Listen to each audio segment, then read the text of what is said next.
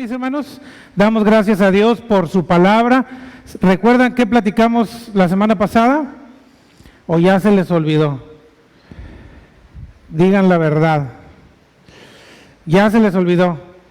Dijimos que habíamos iniciado una serie que se llama Decisiones que marcan la diferencia. ¿Se acuerda? Vimos a dos personajes, Abraham y Lot, y platicamos acerca de las diferencias que había en ambos al tomar una decisión. Nos enfocamos mucho en Lot y después también hablamos un poco de Abraham.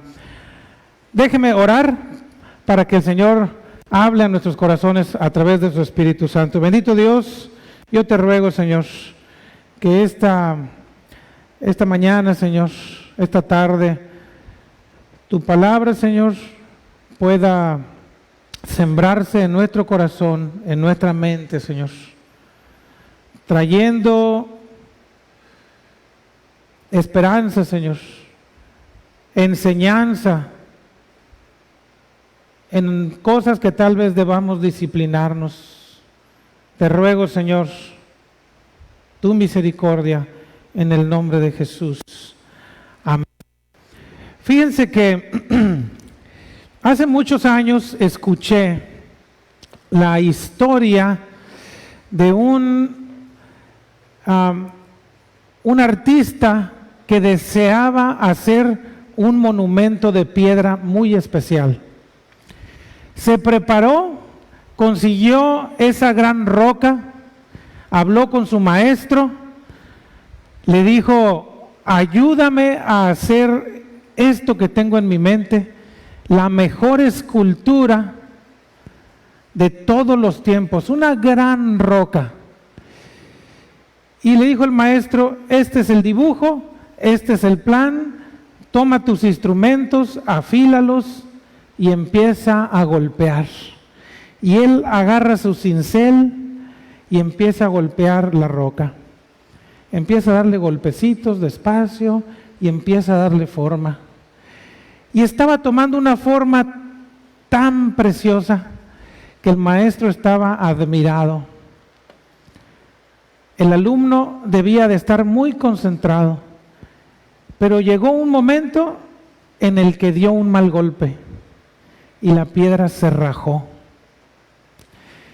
Aterrado, el alumno va con su maestro y le dice: la piedra se rajó.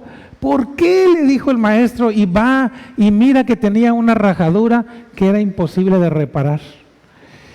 Y entonces el maestro le dice: la única opción es que la cortes y vuelvas a empezar.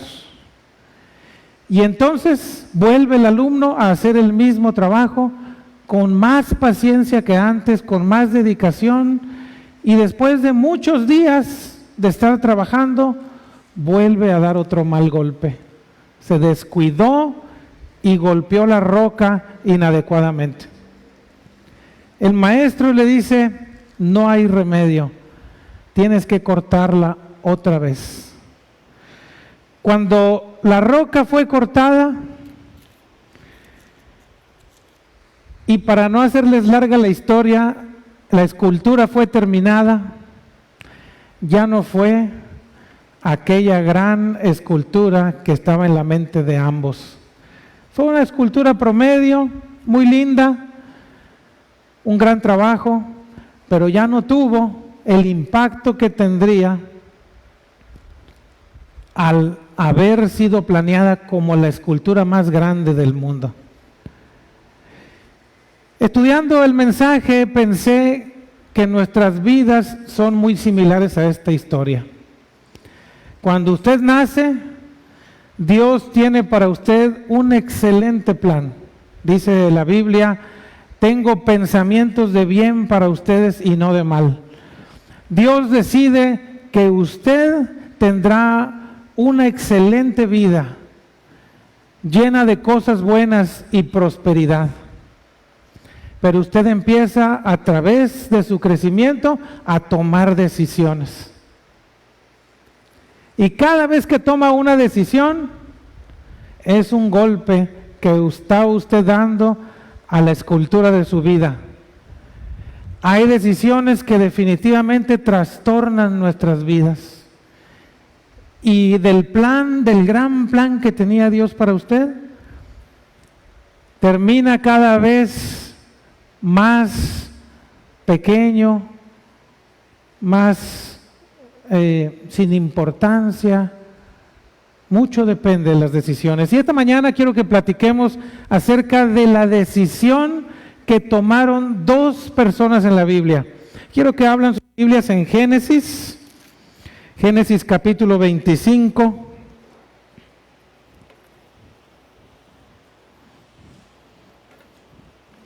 Póngase un poquito de pie en respeto a la palabra de Dios, nada más para que estire un poquito sus piernas. Ahorita se vuelve a sentar. Vamos a leer solo unos versículos.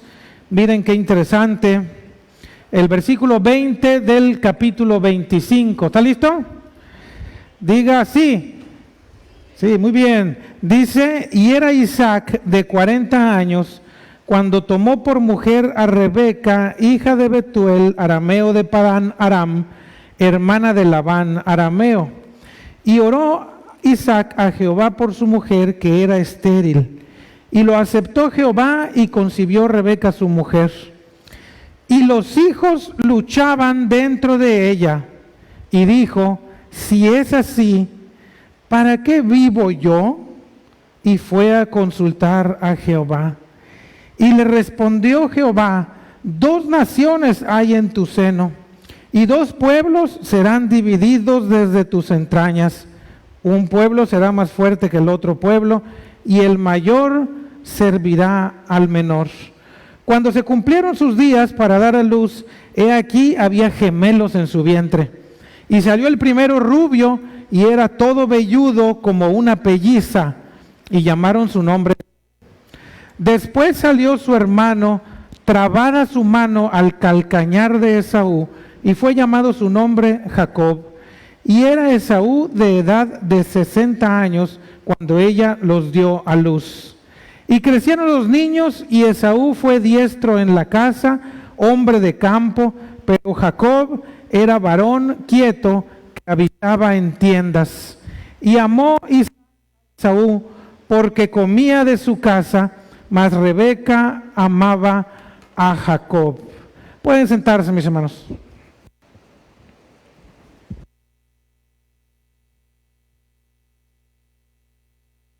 La historia que nos platica la palabra de Dios es la historia de 2 varones, hijos de una pareja mayor, Isaac y Rebeca. Una pareja con una situación difícil, compleja, una pareja en la que había cierta disfunción familiar. Ahorita lo vamos a ver. Gemelos con características muy particulares. Me llama mucho la atención que cuando ella está embarazada, había en su vientre un pleito. Todos los papás, cuando la mamá se embaraza y empieza a sentir las pataditas en el vientre, todos queremos sentir, ¿verdad? Y andamos, y no sé si las que han estado embarazadas coincidan conmigo, pero parece que la panza se vuelve comunitaria, ¿verdad? Porque todo el mundo mete la mano, ¿no? Parece que se vuelve propiedad de todos, porque a ver la pancita, ¿verdad? Y ahí le andan poniendo la mano, bien extraño, ¿verdad? A ver la panza, ay, se sintió el bebé, se sintió la patadita, ¿verdad? Y nosotros, los papás, ahí andamos buscando, acercándonos a ver si sentimos la patadita de los hijos, y ay, se siente bien bonito, ¿verdad? Y la mamá siente como que se le mueve y dice, no sé si es la patadita o un gas atorado, pero algo anda por ahí moviéndose, muy suave. Pero a esta mujer algo le sucedía terrible en su vientre, porque los hijos luchaban dentro de ella, al grado, yo no sé si a usted, mujer embarazada, le pasó, al grado de que ella se quería morir. ¿Cómo estarían los golpes allá adentro, verdad? ¿Cómo estarían agarrándose esos pequeños? Que creo que no hay dolor más grande para un padre que sus hijos se peleen. Cada vez que quien ha tenido hermanos sabe de lo que estoy hablando, se siente hasta sabroso agarrarse con los hermanos, pero los padres sufren porque sus hijos se pelean. Es terrible ver a dos pequeños golpearse, arañarse, morderse. Es algo que a uno como papá le duele en su corazón. Y esta mujer yo creo que sentía dentro de sí esa enemistad que había entre los gemelos, que quería morirse. Le decía al Señor: me quiero morir. Cuando nacen, al nacer, el primero que sale fue Esaú. Dice la Biblia que era pelirrojo y que parecía como una pelliza. Una pelliza es un animal de aquellos lugares del Medio Oriente que es como una cabra montés, súper peluda, muy velluda, rojo y como una pelliza. Era un pelirrojo, ¿verdad? Súper velludo. Jacob diferente, lampiño, de colorcito normal. Al nacer, nace Esaú, y cuando sale el primer bebé, el segundo va agarrándole el tobillo y sale la mano del bebé. Quiero decirles que cuando nacen los niños, cuando uno ve que la cabeza va saliendo, uno siente una tranquilidad, porque saliendo la cabeza sale el resto del cuerpo. Pero cuando sale una mano o sale un pie o empiezan a salir las nalgas, una cadera, uno se lleva las manos y dice: no puede ser, esto se va a complicar. Porque es la forma en que va a salir el bebé, estropea el cuerpo de la madre, porque no tiene la forma de poder salir adecuadamente. Entonces, además del dolor que ya le estaba ocasionando esos bebés a la mujer, sale el primero, Esaú, y la mano de Jacob va saliendo junto con el otro bebé agarrado de su tobillo. Al primero le pusieron por nombre Esaú, al segundo le pusieron por nombre Jacob, que significa suplantador, que significa tramposo. Desde el principio, dice la Biblia, empezamos a ver cómo Esaú, al desarrollarse como niño y como joven adulto, le gusta la cacería, le gusta ir al monte, es un hombre recio, fuerte, que le gustan la rudeza. Y Jacob, dice la Biblia, que era un joven, un adulto más tranquilo, que le gustaba morar en las tiendas, le gustaba cocinar. Y sucede algo muy interesante en el capítulo 25, ve ahí en su Biblia, en el capítulo 25, donde nos describe lo que estaba sucediendo. El versículo 27 dice: y crecieron los niños, y Esaú fue diestro en la casa, hombre del campo, pero Jacob era varón quieto que habitaba en tiendas. Y cuando los hijos, mis hermanos, son complejos, son difíciles, y los papás no ayudan, la vida se vuelve un problemón. Miren qué sucedía en la casa de esta familia. El versículo 28: y amó Isaac a Esaú porque comía de su casa, mas Rebeca amaba a Jacob. Ciertamente había una disfunción, ¿verdad?, familiar. La cosa no estaba muy bien. Los niños no la llevaban de lo mejor desde que nacieron, pero también papá y mamá no ayudaban mucho. Y la historia, mis hermanos, empieza a ponerse muy interesante cuando, en un momento esperado seguramente por Jacob, el suplantador, el tramposo, Esaú está en una posición vulnerable. Toma la decisión de salir a cazar y cuando regresa muerto de hambre, sediento, queriendo devorarse lo que estuviera en su camino, Jacob tiene un guisado listo de lentejas. Tenía un guisado rojo, un potaje, dice la Biblia, una comida de lentejas y pan lista para ofrecérsela a Esaú. Cuando Esaú llega del campo, le dice: estoy muriéndome del hambre, dame de comer. Dice el 29, guisó Jacob un potaje y volviendo Esaú del campo cansado, le dijo a Jacob: te ruego que me des de comer de ese guiso rojo, pues me estoy muriendo de hambre. Todo está muy bien hasta que Jacob, el tramposo, el suplantador, le dice: muy bien, te doy comida, pero véndeme tu primogenitura. ¿Qué era la primogenitura en aquellos tiempos? Ahora también se usa un poco, el junior famoso. Ahora no es como antes, pero finalmente sucede en cierta medida. El primero que nacía de los varones en una casa era el primogénito.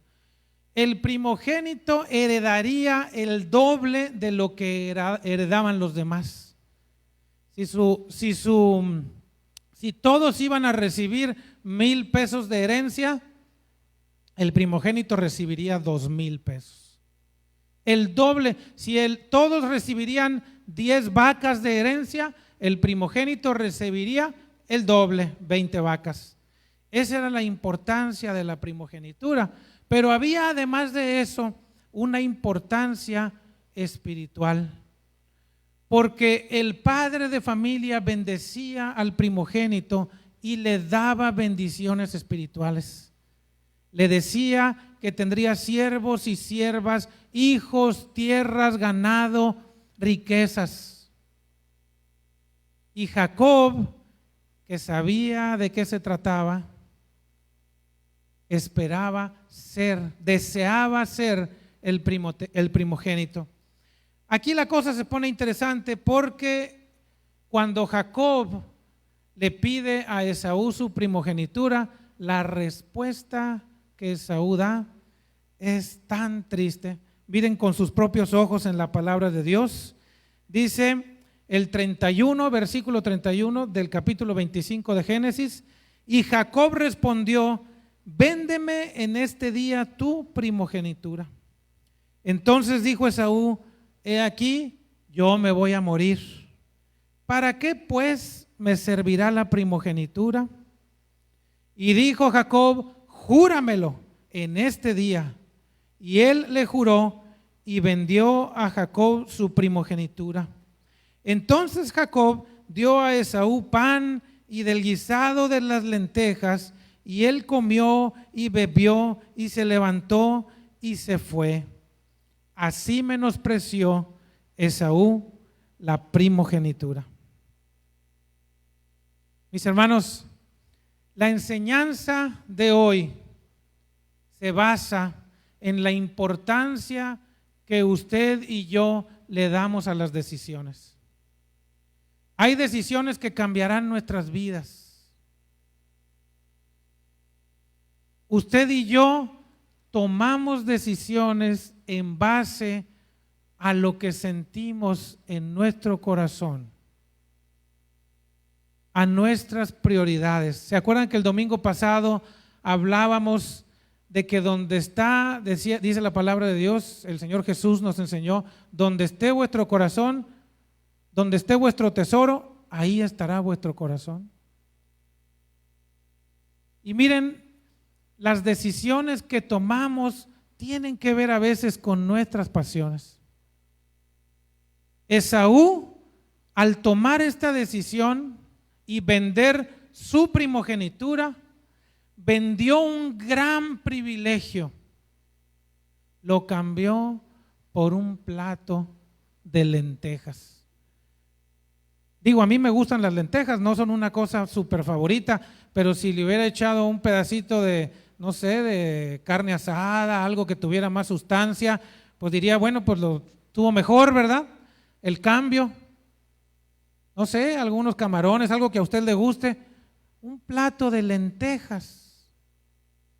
Esaú vendió lo más preciado que podía tener un hombre, además de su vida, en aquel tiempo, por un plato de comida. Y es que, mis hermanos, cuando usted y yo tomamos decisiones, a veces tomamos decisiones que trastornan nuestra vida por nada. A veces por un placer que dura tan poco. Aquel muchacho, aquella muchacha que en medio de sus problemas personales, sus frustraciones, se le ofrece un poco de droga, un poco de vino, de tabaco, y toma la terrible decisión de empezar. Ayer aquí en Tecate veníamos en la calle y vimos a un señor, muchacho joven, desvestido, mal hecho, cruzando la calle descalzo. Parecía un drogadicto. Tomó una decisión que trastornó su vida. Ese momento, no sabemos cuál. Estudiando para este mensaje, estudiando y viendo diferentes comentarios, encontré un comentario de un pastor que decía que había una página que se llama Ashley Madison en Canadá, que tiene su base en Canadá, y esta página se dedica a contactar a personas, hombres y mujeres, para que tengan una aventura. Lo importante no es eso, porque como páginas como esa hay muchas. Y entonces él decía, miren lo que dice su eslogan, el eslogan de esta página. Y entonces me metí a ver el eslogan. Si aparece Marianita en el buscador de mi computadora, esa página no es por otra razón, sino por razón del mensaje. No crean que ando buscando una fer. Cuando lo veo, me impactó. Decía, la vida es corta, ten una aventura. Pero ¿saben qué, mis hermanos?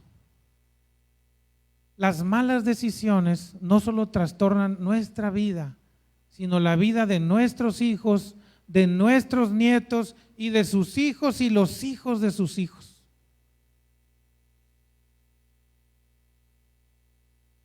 Decía mi papá en algún momento que uno de sus hijos andaba medio descarrilado.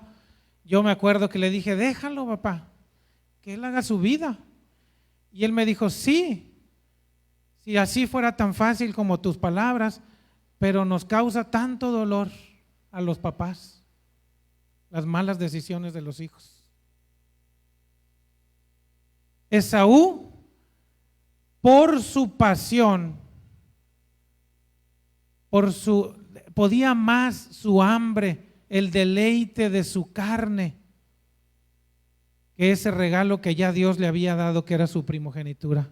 Miren lo que dice, quiero que lo vea junto conmigo, Hebreos capítulo 12, versículo 16, versículo 15 y 16, Hebreos 12, 15 y 16. Hebreos 12, 15 y 16. ¿Está listo? Dice, mirad bien, no sea que alguno deje de alcanzar la gracia de Dios, que brotando alguna raíz de amargura os estorbe y por ella muchos sean contaminados.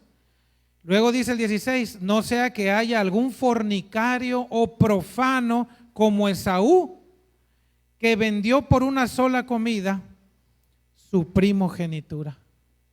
Wow. por una pasión, por una canita al aire, por un placercito, ¿verdad? Pero ¿saben qué, mis hermanos? A pesar de que con Esaú, en Hebreos, el autor nos habla acerca de sus debilidades sexuales, hay otras debilidades que también nos hacen mucho daño. A veces somos flojos para atender las cosas de Dios. Dicen Proverbios, un poco más de dormir, dice, te das vuelta en la cama como la puerta se da vuelta sobre sus bisagras. Así dice el Proverbios, un poco más de dormir, cruza tus brazos, voltéate. A veces la flojera, los placeres de la carne, es rico dormir, es muy sabroso, ¿verdad? Y usted se acurruca, se duerme. Ay, qué rico es comer, ¿verdad? Comemos extralimitados, comemos sin el cuidado del templo del Espíritu de Dios que es nuestro cuerpo. Todos aquellos placeres, los placeres que entran en la vista, en los oídos, que están lejos de agradar a Dios. Esaú en ese momento no le importaron. Él los tenía ya encarnados en sí y no le pareció mal. Dijo, a mí qué me importa la primogenitura, qué me importa, decimos muchas veces, la bendición de Dios. A veces no lo decimos abiertamente, pero con nuestras actitudes lo expresamos. Dejamos las cosas de Dios a un lado, que son la mayor bendición que podemos recibir los seres humanos. Miren, yo soy cristiano de tercera generación. Yo recuerdo que mi papá me platicaba que la vida con mis abuelos era terrible, era una vida que no deseaba. Mi papá me platicaba que con un machete, con la cara del machete, mi abuelo le pegaba a mi abuela en las enaguas, ¿verdad? Le daba en las piernas o en las nalgas de machetazos, la golpeaba. Pero un día mis abuelos, por cosas de Dios, los aceptan porque era una familia súper pobre. Dice mi papá que la idea de mi abuelo era irse a vivir a Estados Unidos y agarró a sus hijos y se los trajo al más grande y a la más grande, mi tía la mayor y mi papá, y se los trajo caminando por la vía del tren desde Michoacán. Y ahí vienen caminando por la vía del tren. Años duraron en la caminata, a tal grado que todos mis tíos fueron naciendo en los pueblos así, porque llegaban a algún lugar y ahí se quedaban, acampaban meses. Si se embarazaba mi abuela, pues nacía el bebé y ya que estaba mejor, agarraban todo y se volvían a ir, hasta que llegaron finalmente a Ciudad Obregón. Ahí fue el último lugar donde acamparon. De ahí mi papá entra a estudiar a una escuela, a un orfanatorio, y vinieron a vivir en un terreno baldío. Lo invadieron porque eran muy pobres, a un lado de la iglesia del Nazareno. Cuando el pastor de la iglesia los ve, les presenta la palabra de Dios. Y la vida de mis abuelos y la vida de mi padre y su familia y mi vida y la vida de mis hijos ha alcanzado la misericordia de Dios por una decisión que ellos tomaron. En algún momento mi abuela dijo, sí, quiero seguir al Señor, y mi abuelo también. Mis hermanos, cuando usted toma la decisión, su vida cambia. Y no solo en los asuntos económicos, en los asuntos de vivir una vida sociablemente aceptable, sino en una vida eterna. porque la decisión que usted toma es una decisión para la eternidad. Decía mi papá que hasta guapo se vuelve uno. Decía, hasta rozagante se ve cuando el Espíritu de Dios habita en usted. Bueno, Esaú, mis hermanos, decidió cambiar lo mucho por lo poco. Mala decisión. Jacob, después de que recibe la bendición de su padre, de Isaac, usted puede leer, seguir leyendo en su casa, está muy interesante la historia, tiene que huir porque Esaú, cuando quiso ser bendecido por Isaac, se dio cuenta que Jacob ya le había ganado la bendición. ¿Se acuerda de la historia? La mamá, Rebeca, lo vistió con pieles para que cuando Isaac lo tocara, porque ya estaba ciego, no lo podía ver, sintiera la piel de esos animales, de ese cabrito, y lo sintiera velludo. Jacob haciendo trampa. ¿Sabe qué, mis hermanos? Jacob fue un suplantador, fue un tramposo. Y usted me puede preguntar esta mañana, ¿y cuál es la diferencia entre Jacob y Esaú? Porque lo que hizo Jacob no era correcto. Era un tramposo. Le ganó la primogenitura a su hermano, aprovechó de que estaba hambriento y además de que era un displicente, no le importaban las cosas que realmente eran importantes. Aprovechó eso Jacob y le vende su primogenitura, se la roba Jacob a Esaú. No solo eso sucedió, sino que la enemistad continúa al grado de que Esaú decide matarlo. Entonces Jacob tiene que huir, se va de donde vivían, ya con la bendición de Isaac, se va con vacas y ovejas y gente, y se va a habitar en el área de su tío Labán. Y sigue Jacob haciendo trampas. ¿Se acuerdan que en algún momento deciden que las ovejas que nacieran blancas iban a ser para uno y las que nacieran pardas iban a ser para otro? Y Jacob encontró unas varas que podías echárselas al agua de las ovejas, que al momento de tomarla hacía que sus ovejitas nacieran pardas. Así que empezó a hacerse de un montón de ganado con una trampa. Todos, mis hermanos, usted y yo somos lábiles a fallarle al Señor. Todos, todos. Dice la Biblia que si alguno cree estar firme, mire que no caiga.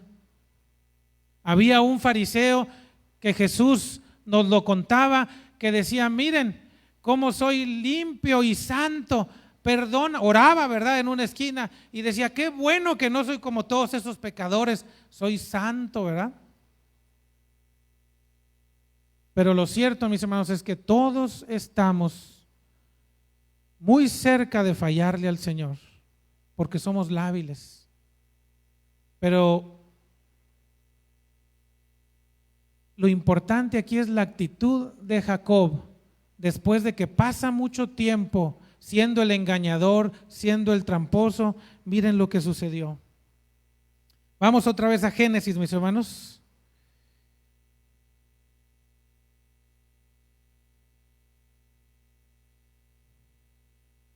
Génesis capítulo 32. ¿Ya está listo? Génesis 32.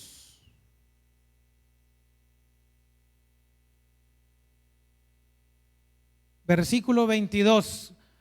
Ubíquense en que Jacob va huyendo de Esaú. Anda huyendo en el monte, en el campo, con todas sus chivas, chivas literal, con todas sus chivas y chivas no literal también, con toda su gente. Miren el versículo 22. Y se levantó aquella noche y tomó sus 2 mujeres y sus 2 siervas y sus 11 hijos y pasó el vado de Jaboc. Los tomó pues e hizo pasar el arroyo a ellos y a todo lo que tenía. Así se quedó Jacob solo y luchó con un varón hasta que rayaba el alba. Cuando el varón vio que no podía con él, tocó en el sitio del encaje de su muslo y se descoyuntó el muslo de Jacob mientras con él luchaba. Y dijo: déjame porque raya el alba. Y Jacob le respondió: no te dejaré si no me bendices. Y el varón le dijo: ¿cuál es tu nombre? Y él respondió: Jacob. Y el varón le dijo: no se dirá más tu nombre Jacob, sino Israel, porque has luchado con Dios y con los hombres y has vencido.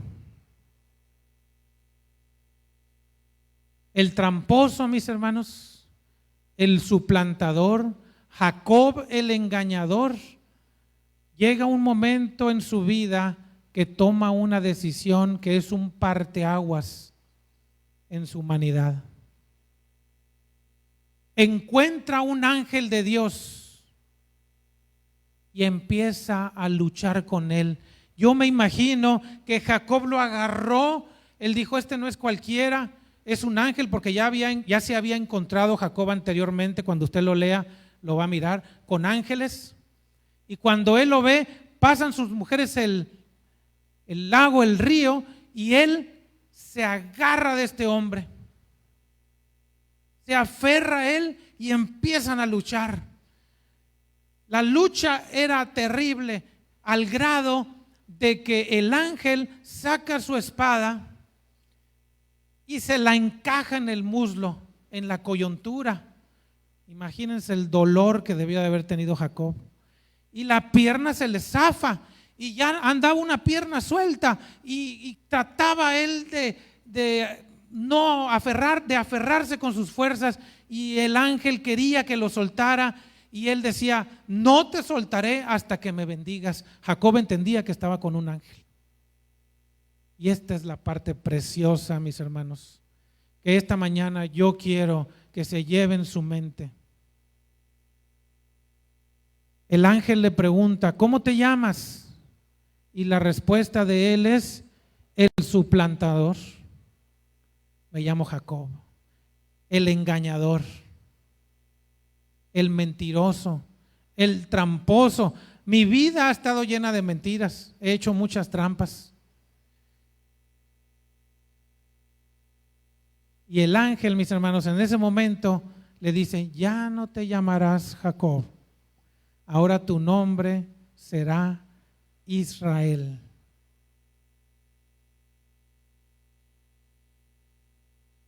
Mis hermanos,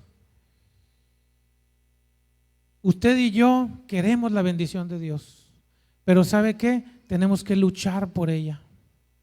La parte final del versículo dice: porque has luchado contra Dios y contra los hombres. La lucha más fuerte en nuestra humanidad a veces es la lucha con nosotros mismos, con nuestros propios placeres, con nuestras frustraciones, con nuestro dolor, con nuestro pasado, con nuestros reclamos. A veces la lucha es contra nosotros mismos. Pero esta mañana, mis hermanos, yo quiero decirle: agárrese del Señor. La lucha no va a ser literal, pero métase con Dios en oración, diciéndole: Señor, yo ya no aguanto esta situación. Yo soy conocido como el borracho, como el mentiroso, como el chismoso, como el mitotero. Soy conocido, yo me considero que estos son mis pecados, que en esto te he fallado. Y usted agárrese del Señor y luche con Él. Dígale: Señor, quiero tu bendición. Esto significa, mis hermanos, que usted nos los enseñaba también, nos los enseñaban los teólogos desde tiempos inmemorables. Nos decían: si no tienes ganas de orar, híncate a orar de todas maneras. Te da flojera leer la palabra de Dios, lucha contigo mismo y lucha con el Señor y di: necesito leer la palabra de Dios, necesito orar Ay, me da flojera ir a la iglesia, ¿verdad? Me estoy dando vueltas donde la palabra de Dios se va a enseñar. No es porque lo querramos aquí sentado 1 hora y media, sino que usted no viene a cumplir tampoco, a decir, ya cumplí, y el pastor le puso palomita, ¿verdad? O no me vaya a regañar el pastor, no. Sino que usted decide venir porque aquí se habla la palabra de Dios, porque usted le adora en comunión en la congregación con los santos. Y usted está en su casa dándose vuelta en la cama, ¿verdad? Y dice, es domingo. Ay, tan a gusto los domingos, ¿verdad? Ir a la iglesia, ¿verdad? Está muy caliente el templo. Está haciendo mucho frío, ya viene el frío, ¿verdad? Pero es, mis hermanos, luchar contra usted mismo.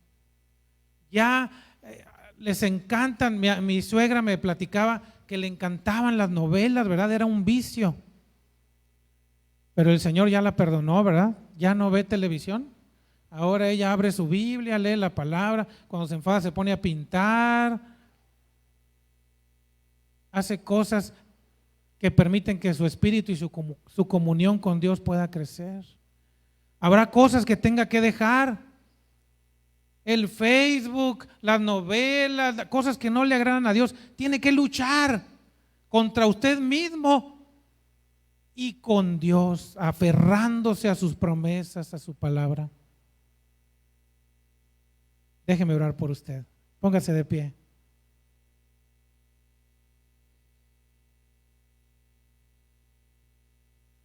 Yo espero, mis hermanos, que el Espíritu de Dios le haya hablado a su corazón esta mañana.